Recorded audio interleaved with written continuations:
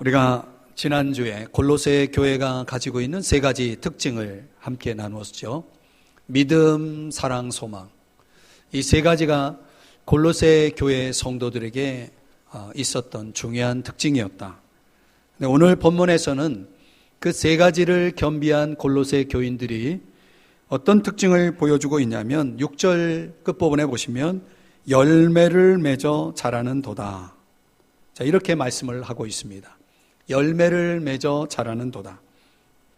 이 두 가지 동사가 사용되고 있는데 열매를 맺다라고 하는 것은 내적으로 활동하는 것, 내적인 것을 강조하고 있고, 자라는 도다라는 단어는, 이 동사는 외적인 것을 또 강조합니다. 그러니까 열매를 맺는다라고 하는 것은 내적인 활동이고, 자라는 도다라는 것은 외적인 활동입니다. 근데 현재 분사라는 이 문법적으로는 그런 시제를 사용하고 있는 걸 보면 굉장히 지속적이고 끊임없이 그들은 내적으로 외적으로 변화를 이루어 나가고 있었다는 것이죠. 이 골로새 교회 성도들이 내적으로 변화가 일어날 때 우리는 그것을 성화라고 얘기합니다. 외적으로 변화가 일어날 때 이것을 선교라고 말합니다. 근데 오늘 본문에서는 복음이라는 단어로 또 사랑이라는 단어로 그 내적이고 외적인 변화를 설명해 주고 있습니다. 누가복음 8장 말씀을 보면은 씨 뿌리는 자의 비유에 의해서 우리에게 교훈해 주고 있는 바가 있습니다. 그것은 무엇이 심어지고 열매를 맺기 위해서는 이 땅이 참 중요하다. 토양의 상태가 중요하고 또 외부의 여러 가지 기후 조건들이 다 맞아야, 그래야 열매를 맺고 자랄 수 있지 않습니까? 마찬가지로 오늘 열매를 맺어서 자라는 도다라고 할 때에 거기에 맞는, 어울리는 어떤 환경이 필요하겠죠. 오늘 바울은 세 가지 중요한 요소를 그런 환경적인 요소로 소개해 주고 있습니다. 오늘 저는 이 세 가지를 통해서 저와 여러분이 함께 은혜를 받고 우리에게도 열매를 맺고 자라는 은혜가 있기를 주의 이름으로 축복합니다. 첫 번째로는 열매를 맺고 자라기 위해서 복음이라는 것이 있어야 된다는, 복음이 있어야 된다. 자, 6절 말씀을 다시 한번 보시겠습니다. 6절 이렇게 시작하죠. 이 복음이 이미 너희에게 이르매. 여기 이르매라고 하는 이 동사는 곁에 있다라는 뜻입니다. 어느 날 복음이 골로새 교회 성도들에게 이르매, 곁에 온 것입니다. 복음이 곁으로 왔기 때문에 그들은 열매를 맺어 자라는 도다. 이렇게 된 거죠. 자, 그러면 우리가 여기서 풀어야 될 단어는 복음입니다. 복음이 뭐냐? 자, 우리가 6절을 읽었는데 5절을 한번 보시면 5절에서는 끝부분에 이렇게 말씀합니다. 너희가 전에 복음 진리의 말씀을 들은 것이라. 5절에서는 복음을 진리의 말씀이라고 그렇게 소개합니다. 이 진리의 말씀이 골로새 성도들을, 교인들을 믿음의 삶으로, 사랑의 삶으로, 하늘의 소망으로 이끌었다는 것을 우리가 지난주에 살펴봤죠. 이 진리의 말씀이 복음이라는 것이죠. 그런데 에베소서 1장의 말씀을 참고해 보면 거기서는 복음을 구원의 복음이라고 설명을 또 하고 있습니다. 복음은 진리의 말씀이면서 동시에 구원의 복음이다라고 소개하고 있는 것입니다. 그러면 우리가 여기서 말하는 진리의 말씀, 자, 복음은 진리의 말씀이다라고 한다면 그 진리는 뭐냐라는 거죠. 구체적으로 진리라고 할 때 그 진리는 절대적 진리 또는 최종적 진리라는 의미를 갖습니다. 어떤 사람이 이런 말을 해요. 당신에게는 진리지만 나에게는 아니다. 진리를 이렇게 이해하는 사람도 있습니다. 진리는 상대적인 것이다. 보통 타종교인들과 대화를 나누다 보면 종종 이런 말을 하죠. 당신이 믿는 건 당신에게 진리고 내가 믿는 건 나에게 진리다라고 그렇게 상대성을 강조하면서 주장하는 사람들이 있습니다. 기독교가 말하는 진리는 그런 진리가 아닙니다. 아주 보편적인 진리면서 역사성을 가지고 있습니다. 그래서 어느 시대든 어느 세계든 또 누구라도 그 모두에게 동일한 진리를 기독교에서는 진리라고 말하는 것입니다. 유진 피터슨이라는 학자는 진리를 이렇게 해석을 하고 있습니다. 이 메시지는 시간이 흐르면서 결코 감소하거나 약해지지 않는다. 그것은 온 세상 어디에서나 동일하다. 진리가 진리이기 위해서는 시대와 상관없이 또 사람과 상관없이 지역과 상관없어야 한다는 거죠. 어디에서나 동일해야 한다는 것입니다. 근데 당시 영지주의자들, 성경 당시의 영지주의자들의 이단이죠. 이들의 주장에 의하면 이들은 상당히 사색적인 지식을 추구하면서 선택된 소수에게만이 주어지는 것을 진리라고 설명을 했고 그렇게 강조를 했습니다. 자기들만 진리를 가지고 있다라고 하는 그 선택적 소수의 사람들. 그래서 그것을 주장하면서 자기들 입맛에 따라서 진리를 정의하고 왜곡했다는 거죠. 예를 들면은 성경의 비문자적 의미를 추구하면서 비문자적 의미를 알고 있는 자기들만 구원을 받는다라고 주장을 합니다. 요즘 신천지 이단 집단들이 그런 형태로 사람들을 유혹하죠. 비유라는 형태를 가지고 비유라는 말을 사용하면서 이 의미를 설명해 나가면서 자기들이 이해하고 있는 그런 왜곡된 그런 내용들을 가지고 기독교인들을 유혹을 합니다.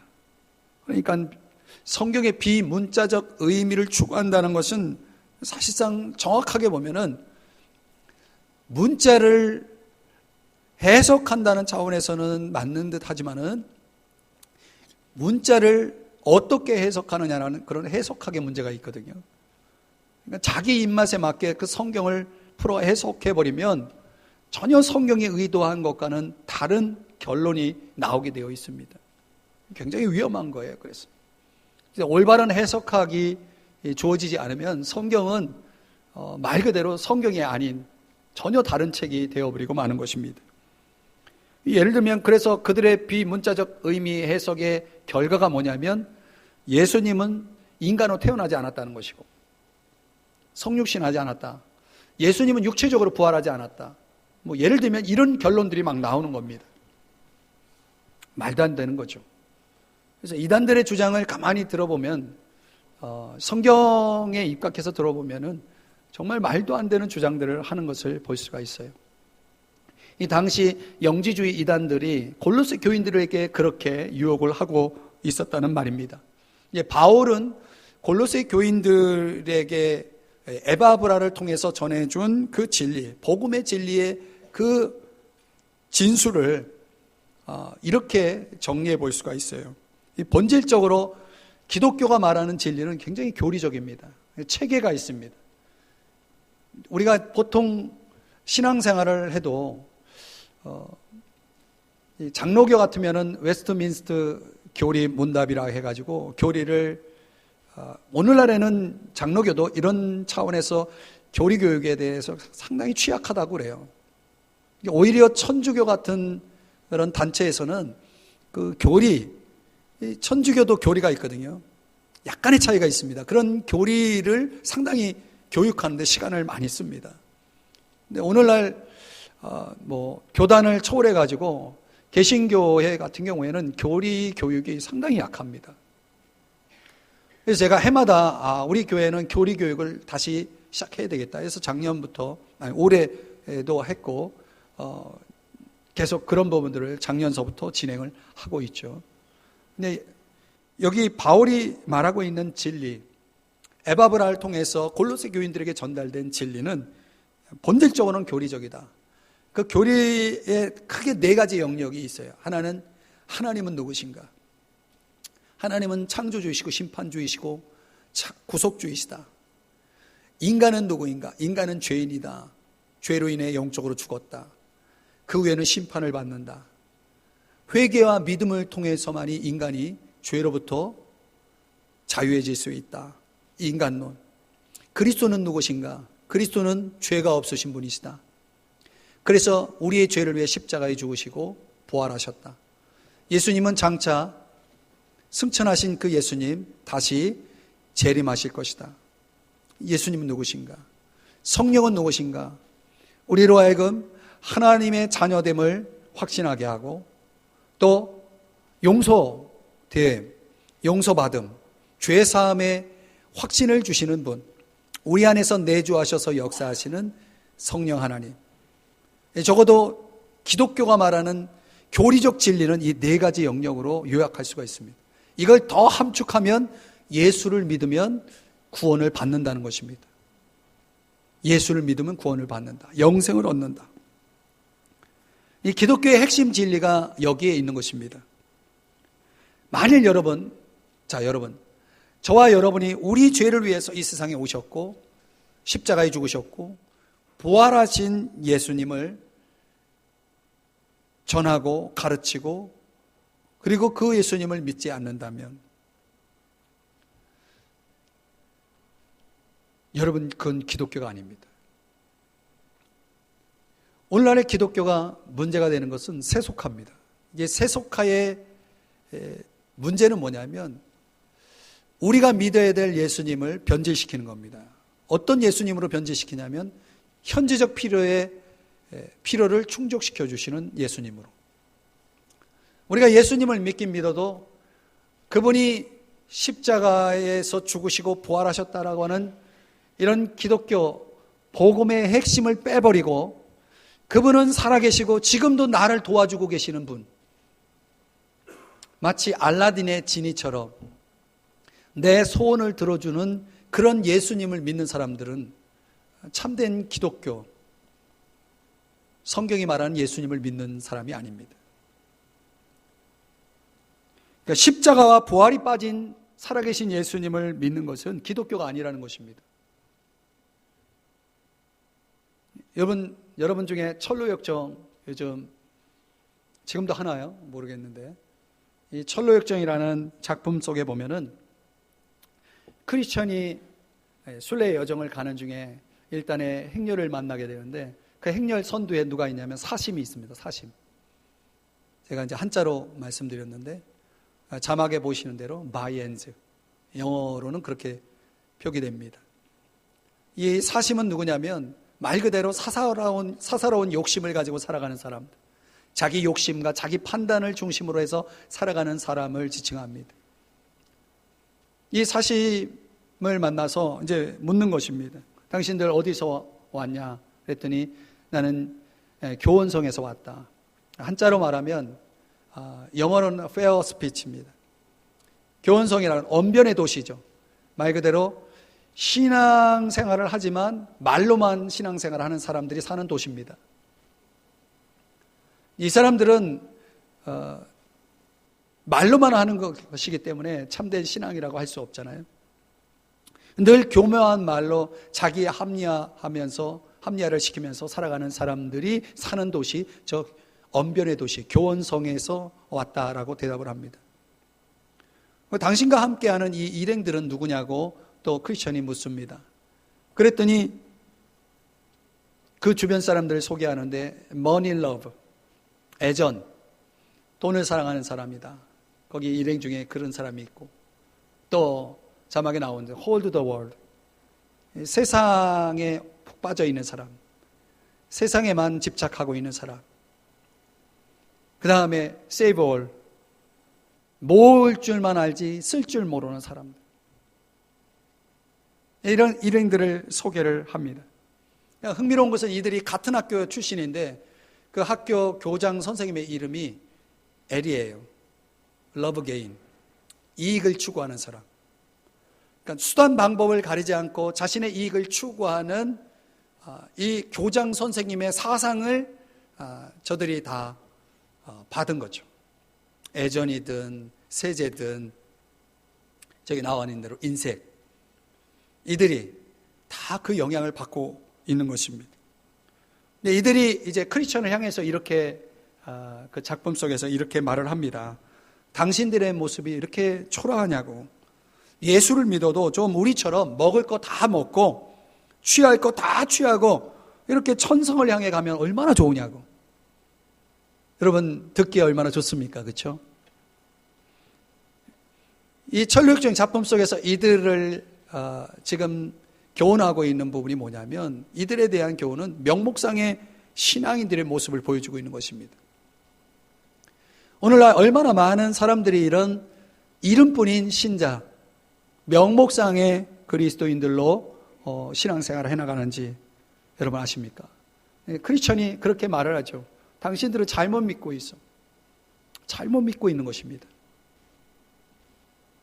그러면서 예를 드는 것이 창세기 34장에 나와 있는 이 세겜 가족, 세몰족, 이 세겜족 속의 추장 하몰의 이야기를 나오는데 거기 하몰과 그 세겜족 남자들이 다 할례를 받습니다. 할례는 원래 이 하나님의 언약 백성들의 그 표시로 받는 것이 할례인데 할례를 받는 겁니다. 남자들이 다. 이유는 하나예요. 야곱의 딸과 야곱이 가지고 있는 가축들이 탐이 나가지고 그걸 자기 것으로 삼기 위해서 그들이 할례를 받았다는 것입니다. 결국은 신앙이라는 것은 자신의 이익을 위해서 그 에리 교장 선생 이름처럼 나의 이익을 위해서 종교를 얼마든지 이용하는 그런 사람들을 교훈하고 있는 것이죠. 그러니까 내가 믿고 있는 게 뭐냐라고 하는 것을 근본적으로 우리가 깊이 우리 자신을 들여다볼 때 나는 정말 진리를 믿고 신앙생활을 하고 있느냐라고 하는 것을 우리가 참되게 물어봐야 됩니다. 내가 믿는 것이 진리가 아니고 십자가와 부활이 아니고 나는 그저 현실적인 이익을 위해서 신앙생활을 하고 있다라고 한다면 나는 지금 아직 복음 안으로 들어와 있지 않는 것입니다. 그런 사람들에게는 열매를 맺고 자라는 것은 불가능합니다. 열매를 맺고 자라기 위해서는 저와 여러분에게는 복음이 들어와야 됩니다. 복음이 있어야 됩니다. 복음이 진리의 말씀이고 그 복음만이 우리를 구원할 수 있는 것입니다. 이 참된 교리적 진리를 내가 올바로 이해하고 믿는 것이 굉장히 중요합니다. 그래야 내가 다른 사람들에게 가서도 참된 복음을 전할 수가 있고 그래서 그들을 그리스도 앞으로 인도할 수 있는 그런 열매를 맺을 수가 있는 것입니다.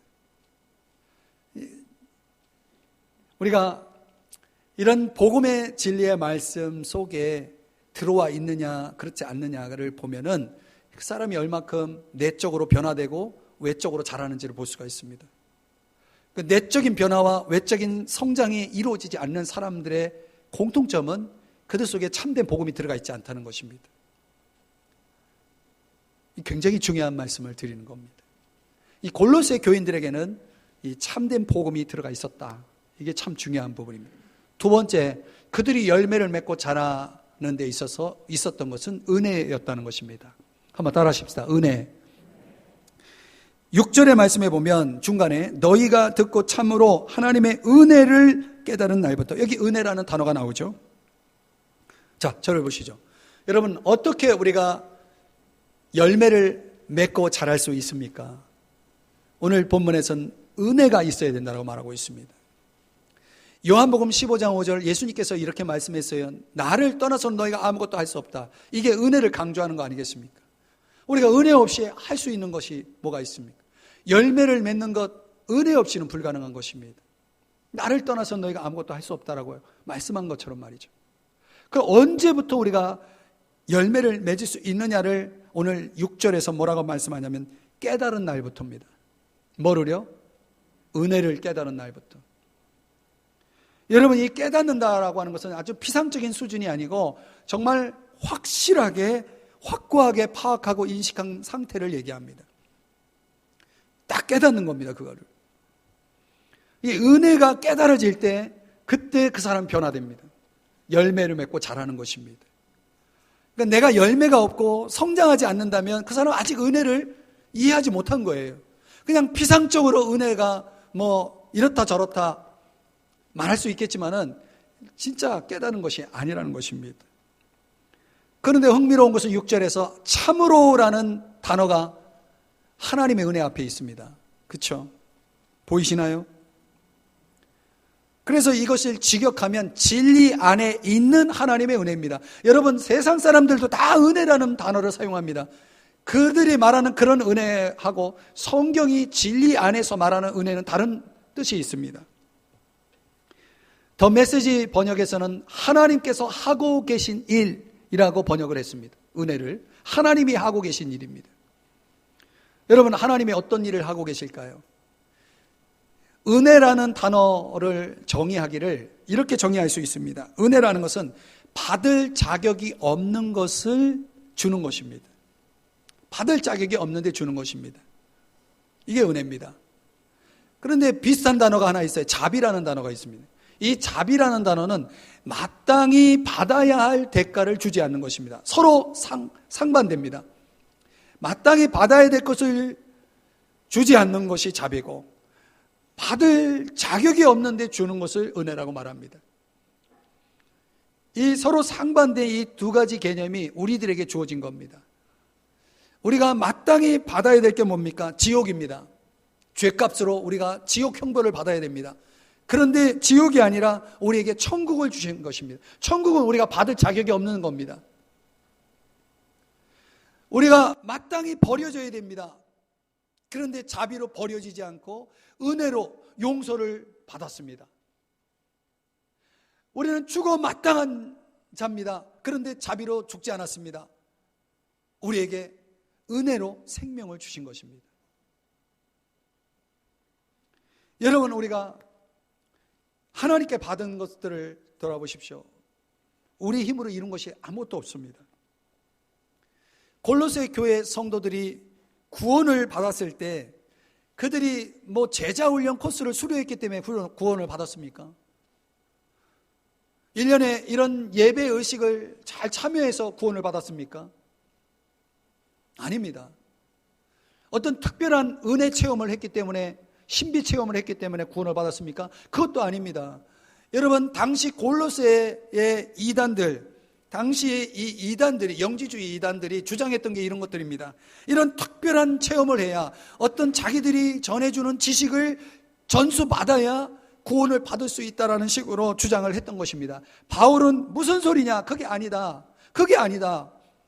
우리가 구원받은 것은 오직 하나님의 은혜다. 이렇게 강조한 것입니다. 여러분, 종교개혁의 중요한 이슈가 그거 아닙니까? 오직 은혜. 한번 따라 하십시다. 오직 은혜. 은혜가 있어야 되는 것입니다. 그런데 여러분, 은혜가 은혜되지 않도록 자꾸 사탄은, 또 세상은 잘못된 첨가물을 자꾸 은혜 속에다가 갖다 첨가를 시키는 것입니다. 그래서 뭘 해야지, 은혜 플러스 뭘 해야지 구원을 받는다는 식으로 자꾸 그것을 왜곡시키는 것입니다. 여러분, 복음의 핵심은 하나님에 대한 우리의 헌신에 있지 않습니다. 복음의 핵심은 그리스도께서 우리에게 값없이 베풀어 주시는 은혜에 달려 있는 것입니다. 아멘. 여러분, 이걸 깊이 깨달아야 됩니다. 근데 우리가 은혜가 잘 깨달아지지 않는 이유는 왜 어떻게 그렇게 될 수 있냐고 하면서 은혜가 깨달아지지 않는 이유는 뭘까요? 은혜를 깨닫기 위해서 우리에게 뭐가 있어야 될까요? 그게 바로 성령이에요. 성령의 도우심. 성령의 도우심이 우리로 하여금 은혜를 깨닫게 하는 그런 역사가 일어나는 것입니다. 고린도전서 2장 12절 말씀인데 우리 자막을 보면서 한번 같이 읽어볼까요? 시작. 오직 하나님으로부터 온 성령을 받았으니 이는 우리로 하여금 하나님께서 우리에게 은혜로 주신 것들을 알게 하려 하심이라. 아멘. 은혜로 주신 것들을 알게 하시는 일을 하시는 분이 누구냐면 성령 하나님, 성령님이 그 일을 하신다는 것입니다. 흥미로운 것은 요한복음 14장 26절에 보면 보혜사라고 성령을 그렇게 지칭합니다. 보혜사. 이 보혜사라고 하는 파라클레토스라고 하는 것은 곁으로 부름을 받았다라고 하는 그런 뜻을 가지고 있습니다. 그러니까 우리가 예수님을 믿을 때 우리 곁으로 성령이 오셔서 세 가지를 하신다는 겁니다. 여러분 자막에 보이실지 모르겠지만은 보자는 지킬 보자를 씁니다. 한자로. 그러니까 우리를 지켜주시는 것입니다. 해자는 은혜의 해자입니다. 은혜를 깨닫게 하시는 것입니다. 사자는 스승사자입니다. 진리를 우리에게 진리로 인도하시고 진리를 가르쳐주고 진리를 생각나게 하시는 역사를 저 성령 하나님이 하시는 겁니다. 그래서 보혜사, 아주 한자를 정확하게 성령의 역할을 잘 설명해 주는 그 단어로 보혜사로 우리말 개역개정 성경에는 그렇게 소개되고 있는 것입니다. 그러니까 성령님이 있어야 우리가 지켜지고 은혜를 깨닫고 그리고 여러 가지 진리에 대한 가르침을 받게 되어지는 거죠. 은혜라고 하는 것이 우리에게 주어져도 사람들이 은혜를 모릅니다. 왜 모릅니까? 깨닫지 못하니까 모르는 것입니다. 은혜가 깨달아지면, 은혜가 주어지면 베드로후서 3장 18절의 말씀에 보면 자라가라라는 말씀이 나옵니다. 거기서 성장이 나오는 겁니다. 은혜를 깨달았기 때문에, 은혜를 알았기 때문에, 은혜를 받았기 때문에 자라가는 것입니다. 베드로전서 5장 10절에서는 그 은혜는 우리를 구원할 뿐만 아니라 또 구원한 우리를 지극히 큰 영광, 그 영원한 영광 속으로 들어갈 수 있도록 이 땅에서 겪는 수많은 고난을 뚫고 나가게 도와주시고 그리고 우리를 온전하게 해주시고 견고하게 해주시고 또 강하게 해주시고 이런 역사를 이루어 주시는 겁니다. 뭐 때문에? 은혜 때문에. 은혜가 우리를 그렇게 역사하는 겁니다. 그런데요, 여러분, 사탄은 우리로 하여금 이 은혜를 받지 못하게 합니다. 받아도 깨닫지 못하게 합니다. 그래서 약합니다. 그래서 견고하지 못합니다. 그래서 온전하지 못하는 것이고 성장하지 못하는 것입니다. 철로역정의 작품 속에 이 크리스천이 여행 중에 누구를 만납니까? 아볼로온을 만나죠. 아볼로온. 이 무적행의 사자를 가리키는데 이 아볼로온은 원래 사탄입니다. 이 사탄이 천성을 향해 시온을 향해 여행을 가는 크리스천을 가로막고 공격합니다. 그때 미궁에서 빠져나올 때 주어진 이 무장이 있었는데 이 크리스천이 그 무장을 사용하는데 가장 강력한 무기가 뭐였는지 아십니까? 아볼론과 싸우면서 가장 강력한 무기를 사용하는데 그게 바로 에베소 6장 18절에 나오는 기도였습니다. 기도. 아주 귀한 인사이트를 우리에게 주는 겁니다. 우리 신앙인들이 은혜의 세계로 들어가고 은혜의 세계를 누리는 데 있어서 가장 강력하게 사용할 수 있는 무기가 뭐냐면 은혜라는 것입니다. 아니, 기도라는 것입니다. 기도. 여러분, 기도라는 무기를 아시나요? 옆 사람에게 한번 물어보실래요? 기도를 아시나요? 기도가 여기 목에 여기 뭐 그런 거 아닙니까? 네. 기도를 해봤어야죠. 지독하게 기도를 안 해요. 그래도 신앙인이라서 양심은 있어서 식사 기도는 좀 해, 형식적으로.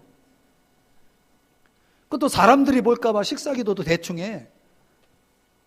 언제 기도합니까? 여러분, 아볼론이 밥을 찾아가지고 자기 삼킬 밥을 찾아서 막 두루 다니는데 기도 안 하는 성도들은 다 밥이에요. 그거 아십니까? 은혜를 깨달아야 되는데 그래야 열매 맺고 자라는데 은혜를 받지 못하게 하지, 깨닫게 못하게 하지. 이 아볼론이 이렇게 집요하게 우리를 공격하는데 도무지 자기에게 주어진 무기를 사용할 줄 모르는 거예요. 무기는 있는 거예요. 우리가 믿는 사람에게 있는 것입니다. 있으면 뭐합니까? 사용하지 못하는데 답답해요.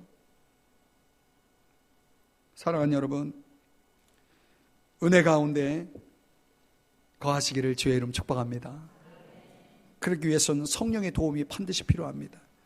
성령의 도움의 역사는 언제 나타나냐면 기도할 때 나타나는 거예요. 여러분, 호흡이 있어야 살잖아요. 기도가 호흡이에요. 그게 내가 사는 방법이에요. 은혜 속에 살아가는 방법은 기도밖에 없습니다. 하나님이 절대적으로 강력하게 우리에게 주신 무기이기 때문에 그 무기를 사용할 수 있어야 하는 것입니다. 마지막으로 세 번째는 일꾼입니다. 이게 참 중요한 부분인데 빨리 정리해 볼게요. 7절 말씀해 보면 에바브라라는 사람이 나옵니다. 이 에바브라라는 이름은 매력적이다라는 뜻을 가진 이름이에요. 정말 이 에바브라라는 사람은 너무나 매력적인 사람이에요. 오늘 본문에 소개되고 있는 에바브라는 어떤 사람이냐면 바울과 함께 고난을 겪은 복음 사역자예요. 동역자입니다. 두 번째는 영적인 교사입니다. 영적 교사. 여기 너희가 배웠다라고 이렇게 말하는데 한번 저를 보세요. 이 에바브라가 골로새 성도들에게 바울에게서 배운, 에바브라가 바울에게서 배웠잖아요. 그 배운 진리를 골로새 성도들에게 이제 전달을 하는데 대충 전하지 않고 아주 성실하고 철저하게 가르쳤다는 거예요. 여러분, 오늘날의 모든 사역자들이 다 그런 것만은 아닙니다. 정말 최소한의 교훈만 베풀고 그것으로 끝나는 그런 영적 사역자들도 많습니다. 그런데 에바브라는 그렇게 하지 않았다는 거예요. 진리를 충분히 설명하고 적용하는 그런 아주 진리를 정말 성실하게 진실하게 가르치고 전하는 그런 영적 교사였다는 것입니다.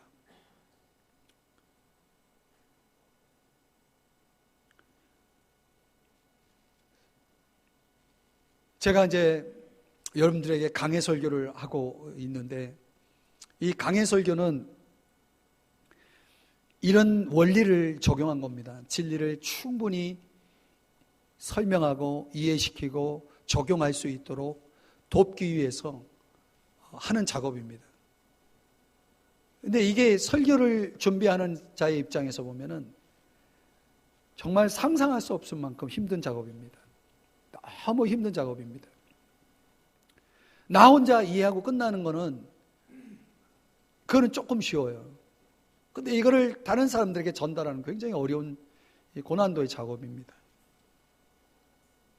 근데 에바브라가 오늘날로 얘기하면 이런 작업을 했다는 것입니다. 얼마든지 쉽게 설교하는 방법도 있고 성경을 그냥 최소한의 것만 몇 가지만 이렇게 설명해주고 툭툭툭 넘어갈 수도 있습니다. 이렇게 넘어가는 식으로 진리를 다룰 수도 있습니다. 그러면 사역자들은 쉬워요. 성도들도 어쩌면 그게 편할지도 몰라. 알면 알수록 머리만 아프고 그대로 살아야 되니까. 그러니까 여러분들에게는 또 여러분 나름대로 고충이 있지만 설교자는 설교자의 고충이 있어요. 그러니까 에바브라가 이 참으로라는 단어가 in truth로거든요. 진리 안에서예요. 그러니까 그 진리를 얼마나 가지고 씨름하고 성도들에게 그걸 진지하게 전하고 성실하게 가르쳤는지를 보여줍니다. 여러분, 이런 사역자가 여러분 가운데 있어야 됩니다. 별로 아멘이 없으시네요. 이런 사역자들이 있어야 됩니다. 여러분들이 다른 교회에서 신앙생활을 여러 교회들을 다니면서 신앙생활을 안 해보셨잖아요.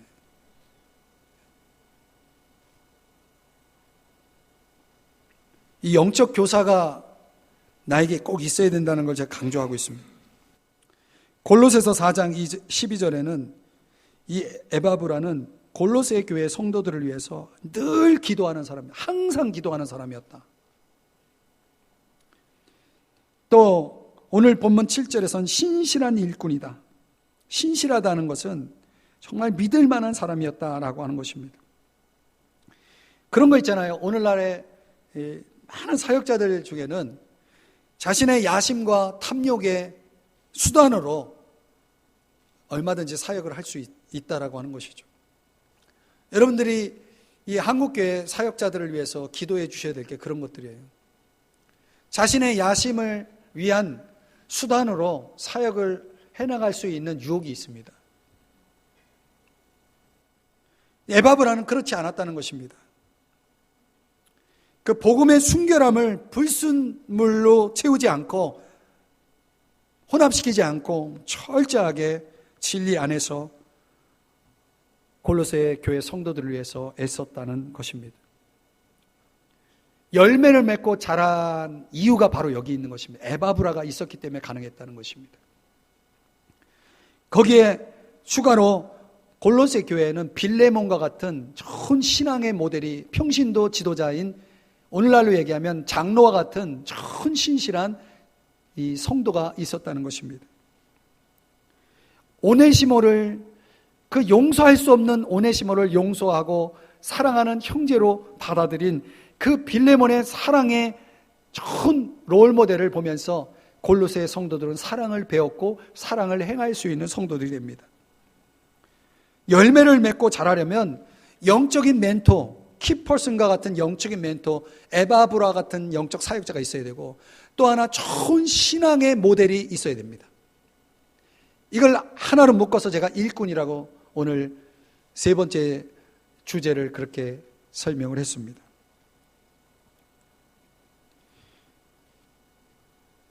크리스천 철로역정의 크리스천이 사망의 음침한 골짜기를 지나는데 너무 힘든 거예요. 우리 인생에도 사망의 그림자가 많이 경험되어질 때 병이 들거나 사고를 당하거나 상처를 받거나 그런 마치 죽음의 그림자를 느끼죠. 이 크리스천이 힘겹게 그 골짜기를 지나는데 저 멀리서 찬송 소리가 들려오는 것입니다. 내가 사망의 음침한 골짜기를 다닐지라도 해를 두려워하지 않을 것은 주께서 나와 함께 하십니다. 주께서 나와 함께 하십니다. 누군가 찬양하며 앞서가는 그 어떤 사람의 목소리를 듣자 이 크리스천이 용기를 내기 시작합니다. 용기를 내기 시작합니다. 나도 이 골짜기에 내가 지금 혼자 있는 것이 아니구나. 이 골짜기에 내가 지금 혼자 있는 게 아니구나. 저 사람과 함께하는 저 하나님이 나하고도 함께하는구나. 그러면서 내가 어떻게 저 사람과 짝이 될 수 있을까? 내가 어떻게 저 사람과 짝이 될 수 있을까? 그러면서 여보세요, 당신 누구세요? 라고 말합니다. 그러자 그가 이렇게 말합니다. 제 이름은 믿음입니다. 제 이름은 믿음입니다. 사랑하는 여러분, 말씀의 결론을 맺으면서 우리 신앙의 인생길에는 누군가 함께 해야 될 사람이 필요합니다. 우리 인생의 죽음의 골짜기를 지나는 저와 여러분이 그 혼자 그 길을 걸어가기에는 너무 힘겨운 길이 아닐 수 없습니다.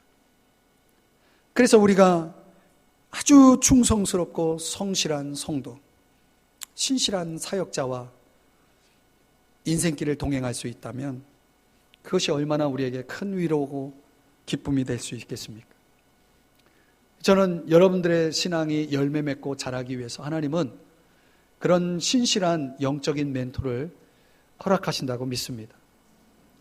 또 여러분 신앙 속에 좋은 신앙의 롤 모델을 하나님께서 곁에 보여주시고 또 그들을 여러분의 곁으로 인도하신다면 여러분들이 그들에게서 배우고 또 확신한 일에 거하면서 살아갈 수 있다면 정말 열매를 맺고 자랄 수 있는 줄 믿습니다.